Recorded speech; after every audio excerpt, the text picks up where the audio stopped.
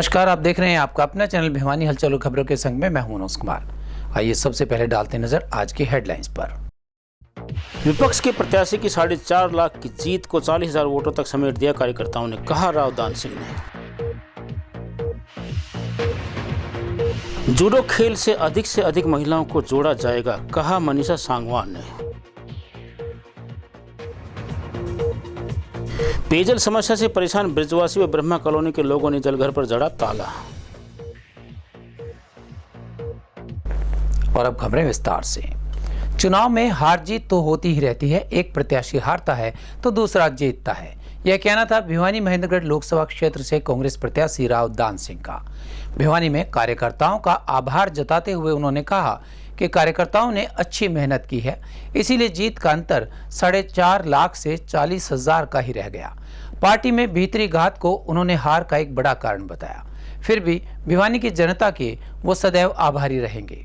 कार्यकर्ताओं ने दान सिंह का पगड़ी पहनाकर स्वागत किया। कांग्रेस प्रत्याशी रहे राव दान सिंह ने कहा है कि राजनीति में हार जीत चलती रहती है, लेकिन अब आने वाले समय के लिए हमें अपने हौसले और जोश को बुलंद रखना है। हारने के बाद कार्यकर्ताओं का आभार व्यक्त करने पहुंचे राव दान सिंह ने कहा कि इस चुनाव प्रचार में लगे सभी साथियों ने पूरी मेहनत के साथ काम किया है, इसलिए विपक्ष की 4,50,000 की जीत को 40,000 वोटों पर आकर थम गई। उन्होंने कहा कि विपक्ष द्वारा महेंद्रगढ़ और नारनौल क्षेत्र में दुष्प्रचार करके मतदाताओं को गुमराह किया गया। राव दान सिंह ने यह भी कहा है कि भीतरी घात करने वाले नेताओं ने अपने पैरों पर खुद कुल्हाड़ी मारी है। बड़ी संख्या में मौजूद कार्यकर्ताओं को देखकर राव दान सिंह गदगद हो गए और भिवानी दादरी मतदाताओं के साथ बने रिश्ते को सदैव निभाने का वायदा किया। कार्यकर्ताओं ने पगड़ी पहनाकर उनका स्वागत किया। क्या संदेश कार्यकर्ताओं को आप? पहले तो ये है कि पूरी संसदीय क्षेत्र को मैं अपने दिल की गहराई से धन्यवाद देता हूँ कि बड़े शांतिपूर्ण तरीके से बहुत ही सफलता के साथ में चुनावी प्रक्रिया को संपन्न किया और मतदान किया। राजनीति के अंदर चुनाव में जीत हार चलती रहती है, क्योंकि दो पक्ष लड़ते हैं तो एक जीतता है एक हारता है। लेकिन मैं मेरे सभी मतदाताओं का, मेरे भाई और बहनों का दिल की गहराई से धन्यवाद करता हूँ कि उन्होंने जो अभूतपूर्व साथ मेरा दिया है। मैं जीत की तरफ नहीं जाता, लेकिन उन्होंने 4,58,000 समथिंग का जो फासला था उसको लाके 40,000 पे टिकाया। ये बहुत बड़ी बात है कि 4,18,000 का आपने एक तरह से पीछे का जो हार था उसको रिकॉर्ड जो है ना रिकवरी की है। और मैं समझता हूँ कि ये जीत जो है ना बहुत थोड़े उस मार्जिन पर आके अटकी। उसके बहुत सारे रीजन हैं, उसके बारे में मैं इतना ही कहना चाहूँगा कि हमारे कार्यकर्ताओं ने कोई कमी नहीं छोड़ी। अगर कोई कमी रही तो नेताओं की रही, जो सही तरीके से काम नहीं किया या जिन लोगों ने अपने से नीचे से मार करने का प्रयास किया। ये लोग भी जानते हैं, मतदाता भी जानते हैं और परिणाम भी बताते हैं कि किसने क्या किया। मैं इतना ही कहूँगा कि मैं तो आने वाला समय है, सरकार कांग्रेस की बनेगी, जो भूपेंद्र सिंह हुड्डा का नेतृत्व रहेगा, और अगले 100 दिन में मैं समझता हूँ मैक्सिमम चुनावी प्रक्रिया का शुभारंभ हो जाएगा। कांग्रेस के प्रति लोगों का रुझान ज़बरदस्त है। 10 में से आज हमने 5 सीटें ली हैं। जब एक आई थी उस टाइम पे ये मान के चलिए कि एक भी नहीं थी, तब हमारी 31 सीटें आ गई। आज तो 5 हैं, तो स्पष्ट बहुमत कांग्रेस को मिलेगा और जो भूपेंद्र सिंह हुड्डा के नेतृत्व के अंदर सरकार बनेगी। सर, भीतरघात की बात का इशारा किसका? पता है सबको, इशारा बताने की बात ही नहीं किसी को। दोपहर ने पूरा हरियाणा जानता है, इसमें बताने की बात क्या है। मैं कुछ छुपा थोड़ी ना हूँ, कोई जिसने किया है उसको पता है किसने किया। आपने पार्टी हाईकमान को भी शिकायत? तोसाम है यार, नाम लेने क्यों पूछ रहा है? मैं से सारी बात बता देंगे। और ये तोसाम के रहे खड़े हैं, ये तोसाम वाले खड़े सारे बता देंगे। लेकिन किरण चौधरी जो तो शाम से उन्होंने कहा उनकी अनदेखी आपने की, आपने उनको कोई अनदेखी न लगाना हो ना, उसको अनदेखी बताने के वो चाहत रहती है। मैं फोन नहीं किया, फोन किया तो मैं नहीं किए थे पहले फोन, जिन पे 2 फोन नहीं उठे। फिर जब उन्होंने फोन किया मैं भाषण दे रहा था, ऑफिस की ओपनिंग में मेरे साथ हमारे साथ बैठे और साथ बैठ के उसका भी मुखालफत करे, फिर किस तरह की कांग्रेस की गुटबाजी लगातार यार। अभी देखें, अभी जीतती नहीं क्या? 10 में से 5 जीतती ना। कौन कह रहा है गुटबाजी है? हमारा नेता एक है प्रदेश में, भूपेंद्र सिंह हुड्डा। देश के अंदर राहुल गांधी और खड़गे जी। तो कोई कंट्रोवर्सी नहीं है सर किसी की। गुट जो है वो बने हुए हैं कांग्रेस में। रणदीप सुरजेवाला कहते हैं कि मैं मुख्यमंत्री बनूंगा, शैलजा जी कहते हैं मैं बनूंगा, देखिए, किरण चौधरी जी मुख्यमंत्री, कहती है मैं बनूंगा। पहली बात तो मुख्यमंत्री जो है ना बनाएगी हाईकमांड, जो भी तय कर देगी। मुख्यमंत्री बनाएंगे मतदाता, जो बहुमत दे करके स्थापित करेंगे सरकार को। वो आगे का खेल है, उसमें कोई दिक्कत नहीं। लेकिन मैं समझता हूँ कि लोगों को पता है इस बात का कि किसे मुख्यमंत्री बनना चाहिए। सर मोदी 3 गवर्नमेंट बनने जा रही है। नारा लगा रहे थे, वो कहाँ है आज? उन्होंने 400 पार कही, आज 240 पे अटक गई। उन्होंने कभी नीतीश और कभी नायडू की, दोनों की तरफ की, इसका हाथ पकड़ के उसका हाथ पकड़ के सरकार बनाने का दावा तो पेश कर दिया, और आज मेरे ख्याल से शाम को सरकार भी बना देंगे। लेकिन सरकार की जो चीज़ उन्होंने सोची थी कि हम सब कुछ अपने हाथ में उसी तरह से ले लेंगे जैसे 10 साल में, तो ऐसा जनता ने नहीं छोड़ा। उन्होंने ये बता दिया कि प्रजातंत्र आज भी जिंदा है, और हमारा नारा यही था, लोकतंत्र बचाओ संविधान बचाओ।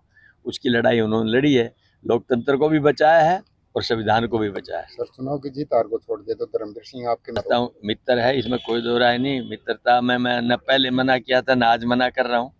और मैं तो ये चाहता हूँ कि जीत हार हमारी आपस में कोई बात नहीं है। दो पार्टियों का आपस का एक चुनावी कंपटीशन था, उसमें एक भाई जीतता एक हारता है। मुझे तो कोई आपत्ति नहीं इस बारे में। चाहेंगे आपके दोस्त मंत्री बनते हैं तो मुझे अच्छी लगे, सर अच्छा आप लगे। भी चुनाव लड़े हैं बिल्कुल तो उठाएंगे। क्या मांगे जो है आज मैं बताता हूँ, एक आंधी में अभी तो शाम से आ रहा हूँ, वहाँ आंधी ने बहुत भारी जो है ना नुकसान किया है, और उस नुकसान की भरपाई करने के लिए मैं सरकार से चाहूँगा कि जल्द से जल्द उस पर गिरदावरी कराए। जो अभी कॉटन की फसल के जो शोइंग चल रही थी, उसको काफ़ी नुकसान हुआ है, पेड़ों का भी नुकसान हुआ है, वो जल्द से जल्द देखें। 3 दिन से लाइटें भी नहीं है, वो भी परेशानी है। उन पर जल्द से जल्द गिरदावरी करवाएं और उनको उचित मुआवजा उनको फसल का दिया जाए। विधायक जी, आप कह रहे हो विधानसभा जिला जूडो एसोसिएशन के नवनियुक्त अध्यक्ष डॉक्टर मनीषा सांगवान ने कहा कि छात्र छात्राओं को शिक्षा के साथ साथ खेलों में भी बढ़ चढ़कर भाग लेना चाहिए।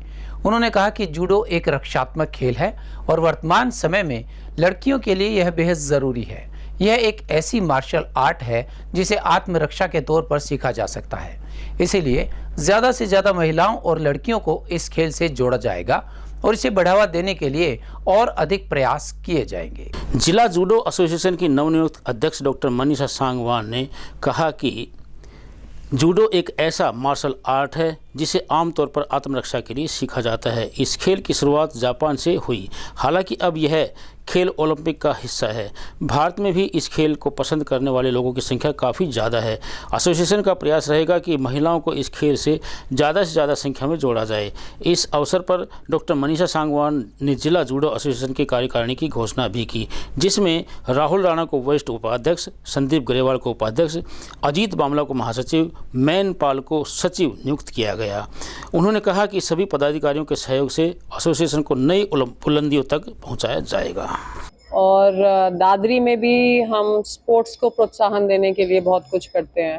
हर साल कम से कम 15 से 20 टूर्नामेंट करवाते हैं। मैं खुद अपने बच्चों को इंकरेज करती हूँ कि वो ज़्यादा से ज़्यादा टाइम स्पोर्ट्स में लगाएं। मेरे दोनों बच्चे बहुत ही अच्छे स्विमर हैं और मैं खुद डिस्ट्रिक्ट लेवल बैडमिंटन चैम्पियन रह चुकी हूँ। तो जब मुझे ये मौका मिला जूडो के प्रेसिडेंट बनने का, तो मुझे बहुत खुशी हुई, क्योंकि आज ख़ास तौर से लड़कियों के लिए जूडो सीखना ऑलमोस्ट अनिवार्य हो चुका है। आज जिस तरह से हम महिला सुरक्षा की बात करते हैं, हमें लड़कियों को अपनी सुरक्षा अपने हाथों में लेनी पड़ेगी। तो हम तो चाहते हैं कि हर स्कूल में गर्ल्स के लिए जूडो अनिवार्य हो। जैसे आज म्यूज़िक अनिवार्य है 8th क्लास के लिए, डांस कंपलसरी है 8th क्लास तक। आई थिंक हर स्कूल में म्यूज़िक डांस सिखाया जाता है। इसी तरह सेल्फ डिफेंस और जूडो ये सब भी सिखाया जाना चाहिए, ताकि हमारी बेटियां सशक्त बन सकें।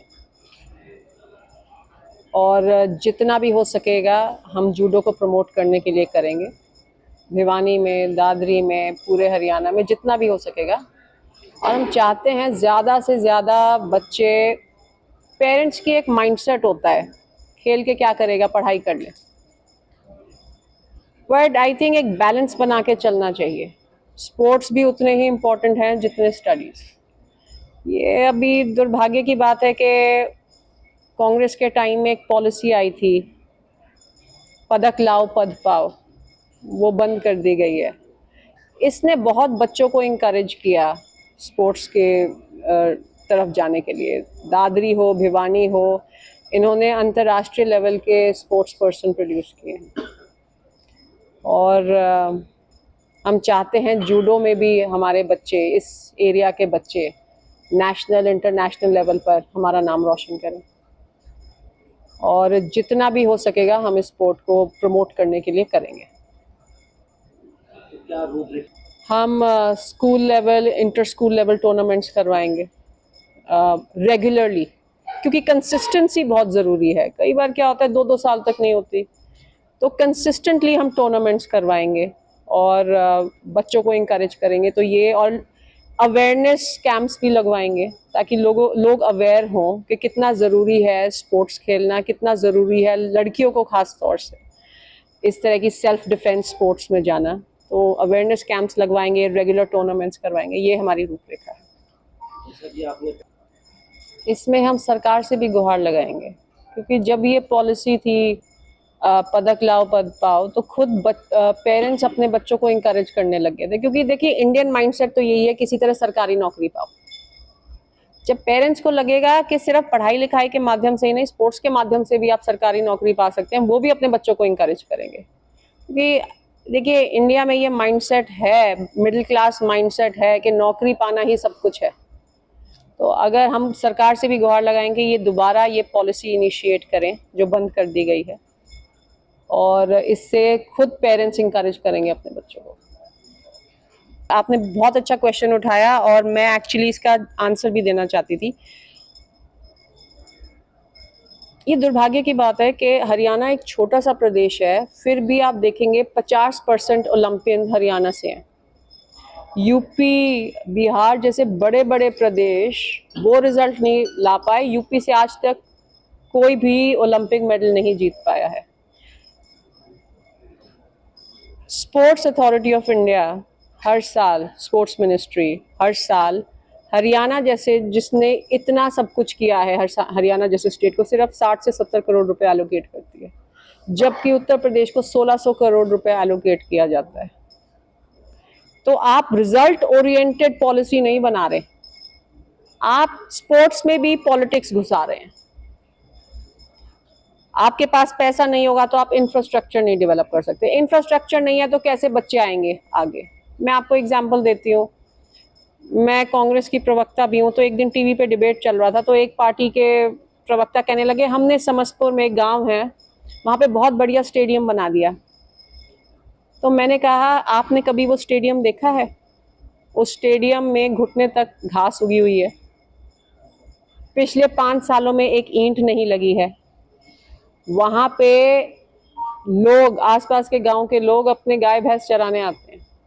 ये है वो स्टेडियम, कोई बच्चा खेलता नहीं दिखेगा, ये है उस स्टेडियम की हालत। तो जो मुझे लगता है कई बार गवर्नमेंट भी प्रोपेगेंडा ज़्यादा करती है और धरातल पे काम कम करती है। तो हम ये भी कोशिश करेंगे कि हम ये भी कमियां भी उजागर करें, इससे गवर्नमेंट पे प्रेशर आएगा और वो काम करेगी। तो हम ये भी हमारी कोशिश रहेगी। और मैं स्पोर्ट्स एंड पॉलिटिक्स को दूर रखा जाए, ताकि कायदे से तो हरियाणा का स्पोर्ट्स बजट ज़्यादा होना चाहिए, क्योंकि हरियाणा ने साल दर साल, चाहे वो कॉमनवेल्थ गेम्स हो, चाहे एशियाड गेम्स हो, रिजल्ट दिखाया है।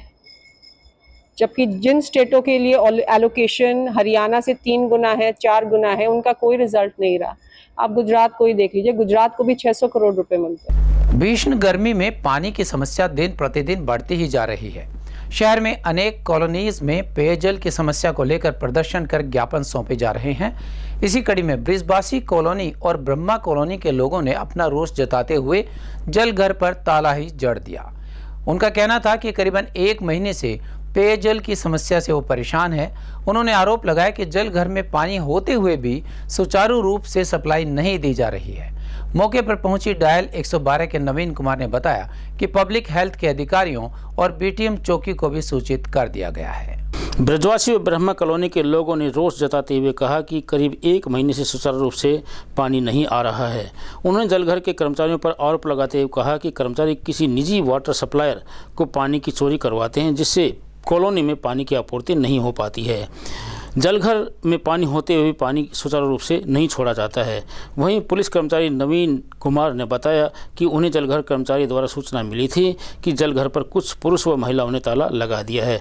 पुलिस इस बारे में पब्लिक हेल्थ के अधिकारियों से बातचीत कर समस्या को सुलझाने में लगी हुई है। गली नंबर 3 ब्रह्मा कॉलोनी और बिरजवासी कॉलोनी में पिछले 15 दिन से पानी नहीं आ रहा बिल्कुल भी, क्योंकि बूस्टर वाला क्या करता है कि यहाँ पानी इकट्ठा करने के बाद में भाटिया टेंट हाउस वाले को डायरेक्ट सप्लाई देता है रात को। हमारा टाइम हम सुबह 5:30 बजे फोन करते हैं तो कहता है आधा घंटा में आएगा, 1 घंटा आएगा, लेकिन वो पानी बिल्कुल ही नहीं दे रहा है। इस कारण हम सारी पब्लिक इकट्ठी हुई है और वो बकायदा यहाँ से भाग गया है कि भाई मेरे पास पानी नहीं है। उसने सारा पानी भाटिया टेंट हाउस वाले को दे दिया है। बूस्टर का नाम है सुनील। और यहाँ पे 1 हफ्ता हो गया पानी आए। मेरी मम्मी 1 हफ्ते से मृत्यु हो चुकी है उनकी, 1 हफ्ते पहले। हमारे को यहाँ रिश्तेदार आते हैं, उनको पानी को अरेंज कराने में बहुत मुश्किल पैदा हो रही है। और आज सारे बूस्टर पे इकट्ठे हो गए थे। इन्होंने क्या किया, जनता के खिलाफ एक्शन लेते हुए इन्होंने इनकी रिपोर्ट लिखवा दी। करना तो चाहिए था उनके प्रति रिपोर्ट, लेकिन इन्होंने पुलिस को यहाँ बुलवा दिया ताकि आम जनता को परेशान किया जाए। जो कि 5-7 दिनों से पानी नहीं दे रहे हैं। ये जो बूस्टर वाले हैं ये पानी मंथली लेके आरओ प्लांट वालों को देते हैं, जिससे कि आम जनता परेशान है और हमारी समस्या का समाधान किया जाए। मैं ऐसी एक्शन को कहता हूँ यहाँ पर प्रतिदिन आकर पानी का बूस्टर को चेक किया जाए। अभी बूस्टर में आधा पानी है, जिससे कि पब्लिक का काम चल सकता है।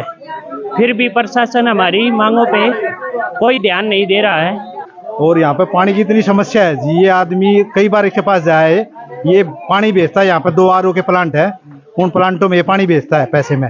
रात को 1-1 बजे पानी चलता है और दिन भर ये लोग परेशान रहे हैं। 5-5, 7-7 दिन तक पानी नहीं आता यहाँ पे। हाँ, आज ये ग्रामीणों ने, कॉलोनी वासियों ने परेशान होके जलघर पर वो लगा दिया। इनकी चाबी लेके यहाँ मंदिर है, मंदिर में रख दी, तब इन्होंने पुलिस बुलाई है। पानी भी नहीं हाँ भाई, 1 हफ्ता हो गया कोई पानी की बूंद नहीं घर में। हम गणपति 1 बूंद, हम तो 2 आदमी सार मारा पानी नहीं हाथ दौड़ने भी। तक सुबह लेटरिंग करके नहर पर जंगल उड़ गई, जब लेटरिंग नहर पर गए। पानी आना चाहिए भाई हमारा, और हमने क्या माना चाहिए नहीं। कोई भाटिया का जाओ, कौन भाटिया से हम जानते नहीं, कौन सा वो हके उसका पानी जा से हमारा तो 1 हफ्ता हो गया बूंद भी नहीं आई है ना। हमारे 1 हफ्ता हो गया पानी नहीं, परेशानी रोज रहे है, पर थोड़ा थोड़ा आ जाए करदा काम चला। तो 1 हफ्ता हो गया भाई, बूंद भी नहीं आमती पानी की। और 2 जने से हमारी लड़ाई बात जैसे रोज पानी हम तक 1 महीना हो गया बेटा, झूठ बूढ़ी लुगाई में दुखी होती है। पानी मेरा हाथ में रहता, सही से मैं करवा दिया। 1 महीना हो गया बेटा, पानी क्या टटका दो आने भी को नहीं। सर के ऊपर उसने 112 कॉल की थी, कहना 30-35 लेडीज आ रही हैं और जेंट्स भी आ रहे हैं, और है ना यहाँ पे है ना हंगामा कर रहे हैं, गाली गलौज कर रहे हैं। हाँ जी, ताला वाला लगाने की कोई बात नहीं। ताला की तो है ना, वो कह रहे थे कि ताला लगा के चाबी अपने साथ ले गए। जेई को बता दिया गया कि चाबी लेके आ रहे हैं, तो जो है ना चाबी ले गए, तो है ना चाबी है ना वो आपको है ना शाम को, तो शाम को पानी मिलेगा ना, सुबह मिलेगा पानी। जैसा मुझसे बात हुई है, चाबी दे रहे नहीं दे रहे। और अब एक खबर चलते चलते, हरियाणा में गर्मी का प्रकोप फिर से बढ़ गया है। 3 दिन से जहां तापमान 36 डिग्री चल रहा था, अब 44 डिग्री पर पहुंचकर सूर्य की तपिश लोगों को फिर से परेशान कर रही है।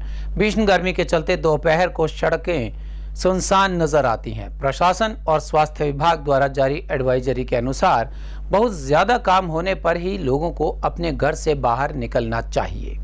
स्वास्थ्य विभाग के अधिकारियों का कहना है कि इस दौरान लोग ज्यादा से ज्यादा तरल पदार्थ का सेवन करें ताकि शरीर में पानी की कमी से डिहाइड्रेशन न होने पाए। यह भी हिदायत दी गई है कि गर्मी से बचें, अन्यथा उल्टी और दस्त की शिकायतें हो जाएंगी। भीषण गर्मी का प्रभाव दुकानदारों और व्यापारियों पर सीधे रूप से पड़ रहा है। ग्राहक बाजार में कम आने के कारण दुकानदारी मृत प्राय हो गई है। अब लोगों को बरसात का इंतजार है। मौसम विभाग के अनुसार मॉनसून 13,000 किलोमीटर दूर है। यह मॉनसून हरियाणा में 28 जून के बाद आने की संभावना बताई गई है। मॉनसून आने के बाद ही लोगों को गर्मी से थोड़ी राहत मिल पाएगी। विपक्ष के प्रत्याशी की 4.5 लाख की जीत को 40,000 वोटों तक समेट दिया, कार्यकर्ताओं ने कहा, राव दान सिंह ने। जूडो खेल से अधिक महिलाओं को जोड़ा जाएगा, कहा मनीषा सांगवान ने। पेयजल समस्या से परेशान ब्रजवासी व ब्रह्मा कॉलोनी के लोगों ने जलघर पर जड़ा ताला। हमारे आज के अंक में बस इतना ही। अगले अंक के लिए देखते रहिएगा आपके अपने चैनल भिवानी हलचल।